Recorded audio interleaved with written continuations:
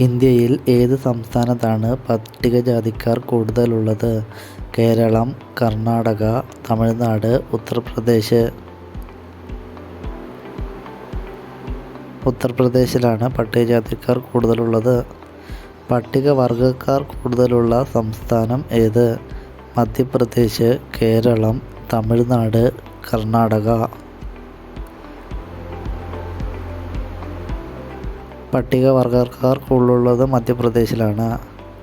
രോമാഞ്ചം എന്ന സിനിമയുടെ മൊത്തം കളക്ഷൻ എത്ര? 50 CR, 60 CR, 70 CR, 80 CR.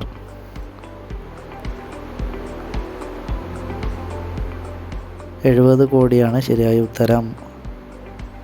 ആദ്യത്തെ ലൈംഗിക ബന്ധം വിജയകരമായില്ലെങ്കിൽ ചെയ്യേണ്ടത്: കുറ്റപ്പെടുത്തുക, ഒരു പ്രാവശ്യം കൂടി അവസരം കൊടുക്കുക, കുറ്റപ്പെടുത്താതിരിക്കുക, ചുംബിക്കുക. കുറ്റപ്പെടുത്താതിരിക്കുക.